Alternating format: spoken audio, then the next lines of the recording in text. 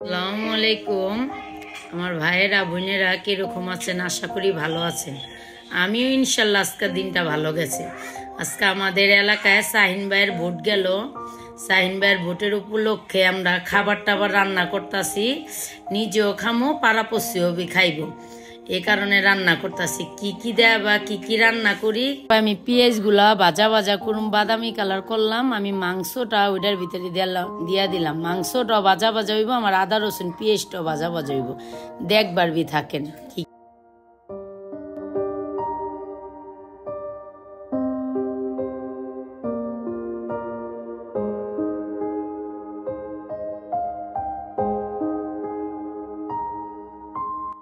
মাংসের ভিতরে আমি কি কি মশলাগুলা দেই আমার সাথে থাকেন ও দেখবার থাকেন। হপায় আমি মশলাগুলা দিলাম, এটা দিলাম বিরিয়ানির মশলাগুলা।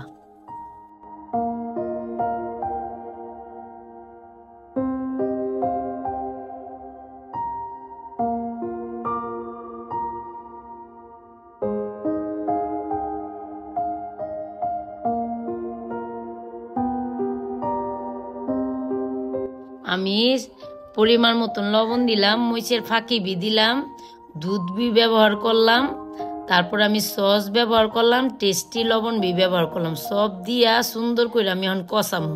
কষানোর পর আমি একটু পরিমাণ মতন পানি দিয়া মাংসটা হইলে আমি নামায়া নিমু। আমি কি কি রান্না করলাম, কি কি দিয়ে আমার সাথে থাকুন ও দেখবার থাকুন।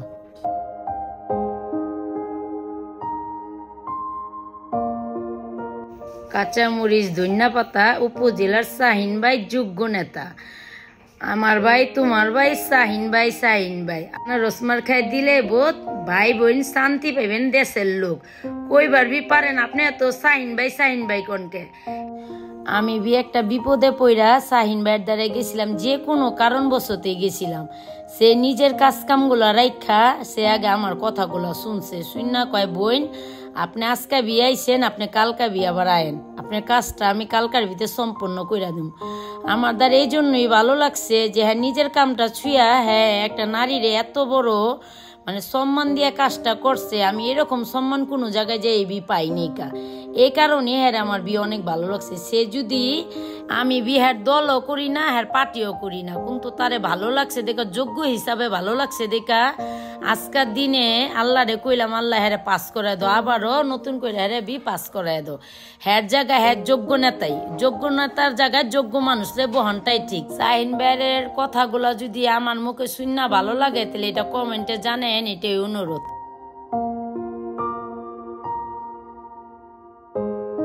চাইলটা আমি আলাদা ভাজা ভাজা কইরা নিলাম। এখন আমি মাংসের ভিতরে দিয়া সুন্দর কইরা একেবারে মাইখা কয়া পারেন আজকে তো হাত দেয়া মাখা পারবেন না, ঠিক আছে হাত দেয়া না মাখলাম। ওই আমি লারকন দিয়ে সুন্দর কইরা গুইটা আমি পানি দিয়া না আধা ঘন্টা লেগা দমে বহাই দিব। আমার দমটা কি পর্যন্ত ওহে আমার লগে থাকেন ও দেখবার থাকেন। আমি এখন 2 কেজি দুধ ব্যবহার করুম আর একটা ঘিয়ের ডিব্বা ব্যবহার করুম, দিয়া আমি সুন্দর করে দমে বহাই দিব।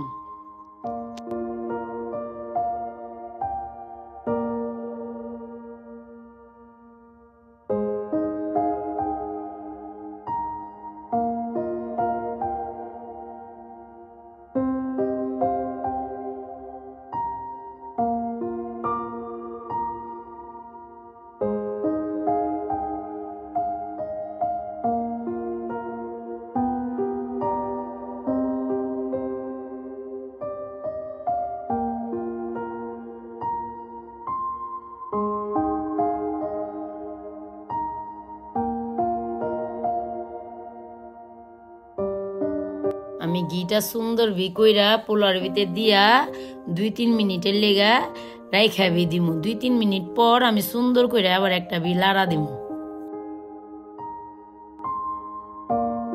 মাশাআল্লাহ, আলহামদুলিল্লাহ। আমার পোলাটা দেখছেন কত সুন্দর হয়েছে। আমি মেলা ডরাইছিলাম যে 8 কেজি পোলাও আমি কি রান্না করতে পারুম বিনি না। খুব সুন্দর হয়েছে আলহামদুলিল্লাহ। পোলাওটা দেখেন পুরো ঝরঝর হয়েছে।